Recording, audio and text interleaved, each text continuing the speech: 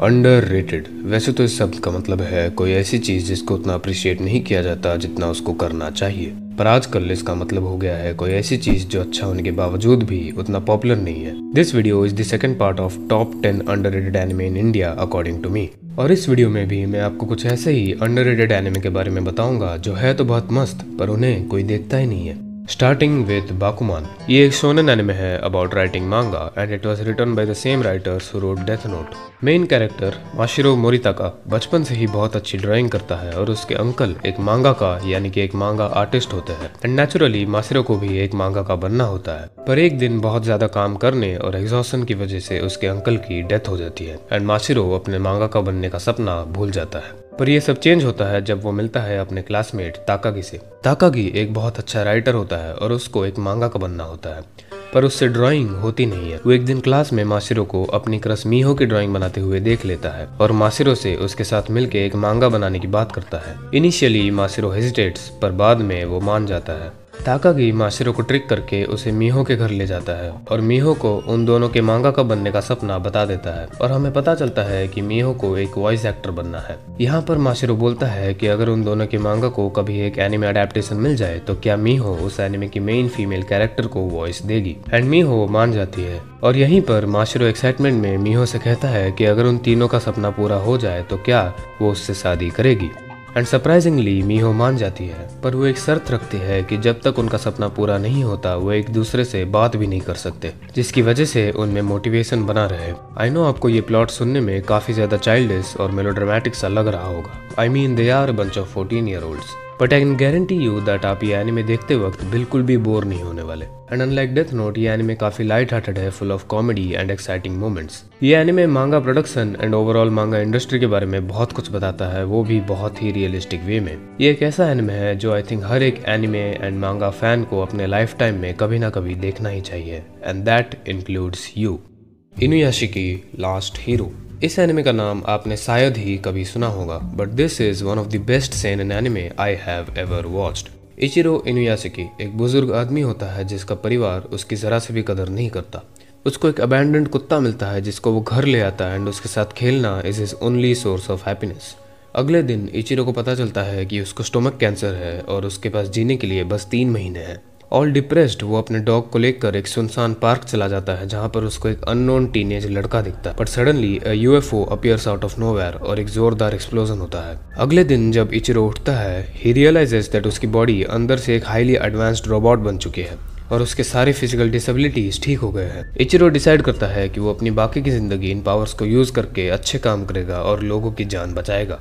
However hero शिशिगामी जो teenager explosion के time उसके साथ था वो भी अंदर से एक रोबोट बन गया होता है, बट अनलाइक इचिरो हीरो एक साइकोपाथ निकलता है जो इन शक्तियों का गलत इस्तेमाल करता है। वो अपने मजे एंड पर्सनल रीजंस के लिए लोगों का मर्डर करता है। वो देखते ही देखते पूरे देश का सबसे वांटेड क्रिमिनल बन जाता है, पर पुलिस उसको रोकने के लिए कुछ नहीं कर पाती। ये सीरीज फॉलो करता है 2 लड़कों को जिन्होंने कभी एक सेम एक्सपीरियंस शेयर किया था, but their paths are destined to collide. Although आपको इसका सीजीआई बहुत बेकार लग सकता है, पर इसकी स्टोरी बहुत अच्छी है, फुल ऑफ सस्पेंस, और ये एनिमे कैरेक्टर्स की इमोशंस को बहुत अच्छे से कन्वे कर पाता है। And you should definitely give this anime a try. Odd Taxi. ये एक मिस्ट्री क्राइम थ्रिलर एनिमे है which follows a middle aged unmarried taxi driver Hiroshi Odokawa, जिसके पेरेंट्स ने उसे बचपन में ही अबैंडन कर दिया था एंड एज ए रिजल्ट वो लोगों से इतना ज्यादा इंटरेक्ट नहीं करता। बट क्योंकि वो एक टैक्सी ड्राइवर है तो उसे ऑब्वियसली अपने कस्टमर्स के साथ बातचीत करनी पड़ती है। उसकी लाइफ वैसे तो काफी नॉर्मल और बोरिंग होती है, बट वो अपने टैक्सी में कुछ ऐसे लोगों से मिलता है जिसकी वजह से एक चेन ऑफ इवेंट्स उसकी लाइफ को पूरी तरह बदल के रख देती है। एक रात एक टीनेज लड़की लापता हो जाती है और पुलिस क्लूज फाइंड करते हुए ओदोकावा के पास आ पहुंचती है और अब वो पुलिस और कुछ याकुजा मेंबर्स के बीच फंस जाता है। इस एनिमे के अपीयरेंस पर बिल्कुल भी मत जाना। दिखने में ये आपको एक फरी कावाई एनिमे लग रहा होगा, बट ये एक बहुत ही सीरियस मिस्ट्री थ्रिलर है। ये एनिमे बहुत सारे कैरेक्टर्स की स्टोरीज दिखाता है और छोटे मोटे क्लूज छोड़ता है जो जैसे जैसे शो आगे बढ़ता है इंटरकनेक्ट होने लगते हैं and it all starts to make sense. Anime medium की एक टेंडेंसी है चीज़ों को एग्जैजुरेट करने की, पर यह एनिमे ऐसा बिल्कुल भी नहीं करता। ये एक बहुत ही डायलॉग हैवी शो है जिसका हर एक डायलॉग बहुत इंपॉर्टेंट है with very realistic scenes without any exaggeration whatsoever. Like imagine Death Note but without any fancy scenes. ये एनिमे सबके लिए तो नहीं है, बट इसकी स्टोरी बहुत ज़्यादा अच्छी है and I highly recommend you watch this anime. Link click. ये एनिमे फॉलो करता है दो लड़कों को जिनका नाम मेरे से प्रोनाउंस नहीं होगा, इसलिए मैं इसको व्हाइट और इसको ब्लैक बोलने वाला हूँ। ये दोनों मिलके एक फोटो स्टूडियो चलाते हैं और उसके साथ साथ ये एक और बिजनेस चलाते हैं जिसमें ये अपनी स्पेशल एबिलिटीज को यूज करके फोटोज के अंदर घुसते हैं। Yes, you heard that right. White एक फोटो को देख के उसके खींचने के बाद के 12 घंटे के इवेंट्स बता सकता है और ब्लैक फोटोज के अंदर घुस के वो व्यक्ति बन जाता है जिसने वो फोटो खींचा था। ब्लैक के फोटो के अंदर घुसने के बाद व्हाइट अगले 12 घंटों तक उसे गाइड करके बता सकता है कि आगे क्या क्या होने वाला है। इनके बिजनेस में कस्टमर्स एक फोटो लेके आते हैं और इनसे उस फोटो से रिलेटेड कुछ इन्फॉर्मेशन मांगते हैं। This is basically time travel but with extra steps.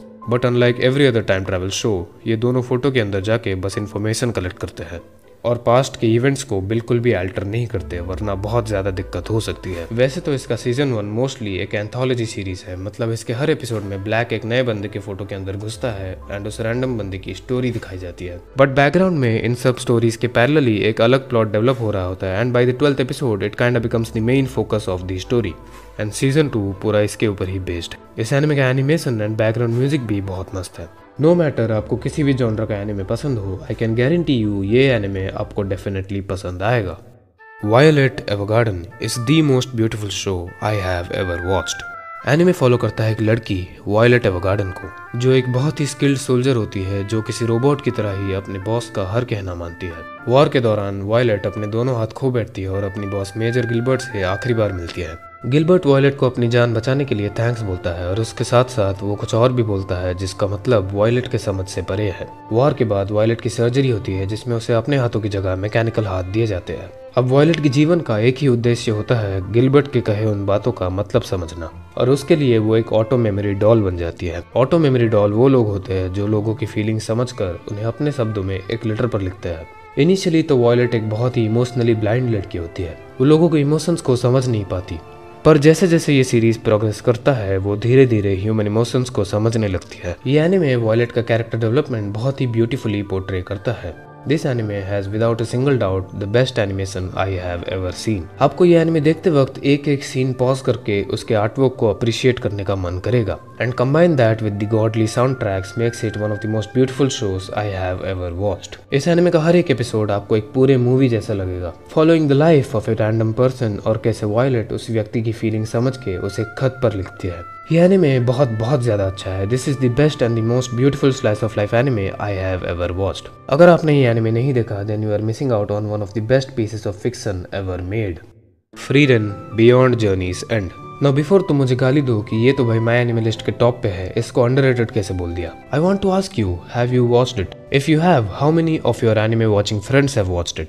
ये कहानी है फ्रीरन की, एक एल्विन मेज जो द पार्टी ऑफ हीरोज की मेंबर थी जिन्होंने 10 साल की लंबी यात्रा के बाद डीमन किंग को हराया and restored harmony in the world. पर फ्रीरन के लिए ये 10 साल पलक झपकते ही निकल गए। फ्रीरन एक एल्फ है, उसकी लाइफ स्पैन इतनी लंबी है कि लोग एल्फ्स को इमॉर्टल कहते हैं। उसके लिए ये 10 साल हमारे एक हफ्ते बराबर है, बट उसके पार्टी के बाकी 3 मेंबर्स के लिए नहीं। डीमन किंग को मरे हुए 50 साल बीत जाते हैं और फ्रीरन के सारे दोस्त बूढ़े हो जाते हैं, बट फ्रीरन बिल्कुल वैसी की वैसी ही होती है। उसके पार्टी के मेंबर्स बुढ़ापे के कारण एक एक करके मर जाते हैं। फ्रीरन के लिए ये एक नॉर्मल चीज है, उसने बचपन से ही लोगों को अपने सामने बड़े होकर मरते हुए देखा है। पर एक कैरेक्टर फ्रीरन की लाइफ पर एक इम्पैक्ट छोड़ जाता है। फ्रीरन कुछ नए कैरेक्टर्स के साथ एक नए एडवेंचर पर निकलती है और इस एडवेंचर के साथ साथ हमें फ्लैशबैक्स दिखाए जाते हैं उसके उस 10 साल के जर्नी के। इस एनिमे में आपको बहुत ही सुंदर एनिमेशन और बहुत ही बढ़िया फाइट सीन्स देखने को मिलेंगे, but what makes it so good is it's background music. इसका बैकग्राउंड म्यूजिक इतना अच्छा और सूदिंग है कि आपको नहीं लगेगा कि आप एक एनिमे देख रहे हो, आपको लगेगा कि आप उस एनिमे उस एडवेंचर का ही एक पार्ट हो। I highly recommend you watch this anime, और अगर आप ये एनिमे देखोगे then I can guarantee you that it will change you for the better. To Your Eternity is a very emotionally beautiful anime written by the same writer who wrote A Silent Voice. इस anime में होता है एक ऑर्ब which is sent to Earth by an all powerful being just to observe the world. Initially इसका कोई form या identity नहीं होता, but it has life. It is immortal but it does not know what to do. ये जिस भी चीज़ को encounter करता है उसका रूप धारण कर लेता है, be it living or non-living, but only under certain circumstances जो मैं स्पॉइल नहीं करना चाहता।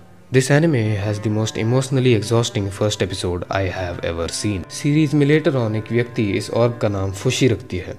एनिमे में फुशी जगह जगह जाता है और इस वर्ल्ड को ऑब्जर्व करता है। वो अलग लोगों से मिलता है, वो उनसे इस दुनिया के बारे में सीखता है और आप उन कैरेक्टर्स से इमोशनली कनेक्ट करने लगते हो। कहने को तो ये भी एक एंथोलॉजी सीरीज है जिसमें हर सेटअप की स्टोरी 5 से 6 एपिसोड तक चलती है, but they are all interconnected and the story builds up a background plot जो लेटर ऑन इसका मेन प्लॉट बन सकता है। इस एनिमे का animation, art style, background music, fights and most importantly characters बहुत ही ज्यादा मस्त है। आई वुड से आप इसका बस पहला एपिसोड देखो and the rest is up to you.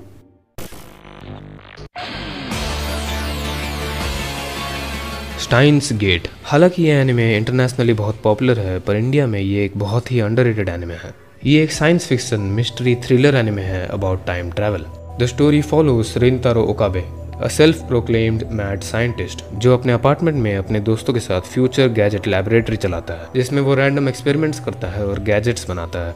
एक दिन टाइम ट्रैवल के ऊपर एक कॉन्फ्रेंस अटेंड करते टाइम उसको एक न्यूरोसाइंस रिसर्चर कुरिसो माकिसे की लाश मिलती है। वो इसके बारे में अपने दोस्त को एक टेक्स्ट मैसेज भेजता है, पर बाद में ओकाबे को पता चलता है कि कुरिसो तो अभी भी जिंदा है और जो मैसेज उसने भेजा था वो उसके दोस्त के फोन में उसके भेजने से पहले ही पहुंच गई। बाद में उसको पता चलता है कि ये सब उनके एक एक्सपेरिमेंटल गैजेट से लिंक्ड है जिसमें वो पास्ट में टेक्स्ट मैसेजेस भेजने की कोशिश कर रहे थे।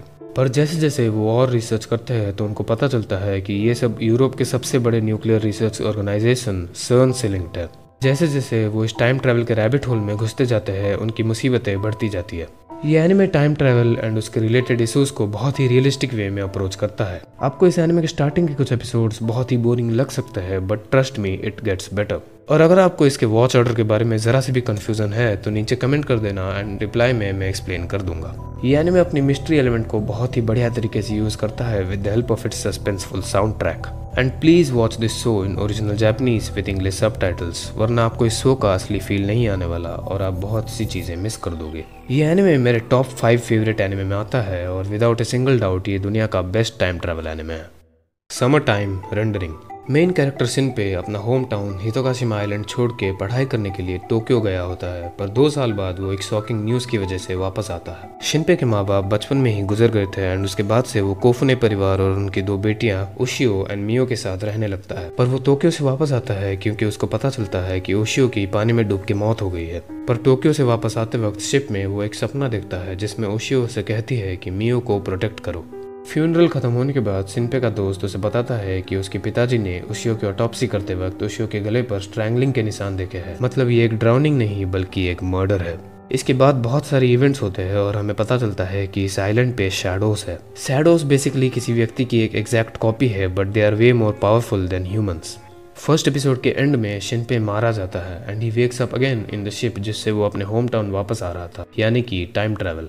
इस एनिमे के स्टार्टिंग के कुछ एपिसोड्स में अच्छी खासी फैन सर्विस देखने को मिल जाएगी, बट इसका मेन फोकस इसकी स्टोरी और मिस्ट्री एलिमेंट है। ये एनिमे एपिसोड बाय एपिसोड कुछ मिस्ट्रीज को रिवील करता है, but at the same time it arises 10 more mysteries. इस एनिमे का ओवरऑल बैक स्टोरी बहुत ही ज्यादा अच्छा है, बट उसको वो ये इतनी अच्छी तरीके से प्रेजेंट नहीं कर पाता। इस एनिमे में आपको बहुत ही बढ़िया फाइट सीन्स और विलन्स भी देखने को मिल जाएंगे। ये एनिमे एक टाइम पे थोड़ा सा रेपिटेटिव हो जाता है, बट पर्सनली मुझे तो ये एनिमे बहुत अच्छा लगा and I highly recommend that you watch this anime. Cyberpunk Edgerunners. ये एनिमे एक प्रीक्वल / स्पिन ऑफ है to the famous game Cyberpunk 2077 and warning this is a strictly adult anime. ये एनिमे बेस्ड है एक dystopian cyberpunk future में जो कि बहुत ही ज्यादा क्रूएल है।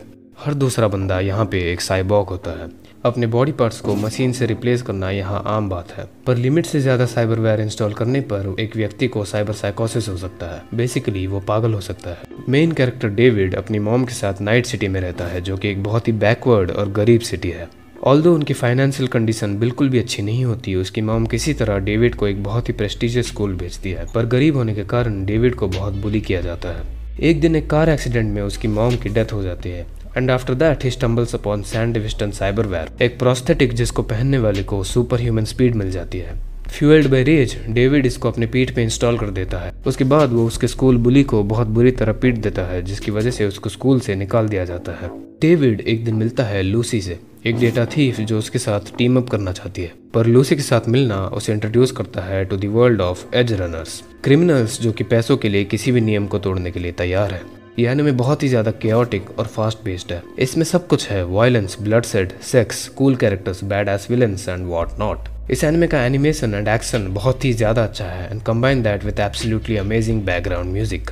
इस एनिमे के बस 10 एपिसोड है and trust me this is absolutely worth your time and please don't skip the ending song, it is really good. Go watch this anime right now. मैं इस लिस्ट में और भी बहुत सारे एनिमे इंक्लूड करने वाला था जो तुम लोग ने पार्ट 1 के कमेंट्स में बोला था, but again this is a top 10 recommendation. अगर इस वीडियो को 10,000 व्यूज भी मिल जाए तो मैं डेफिनेटली इस सीरीज का पार्ट 3 भी लाऊंगा। I hope you liked the video or the recommendations. Please like, share and subscribe if you did. So see you next time. तब तक के लिए सायोनारा।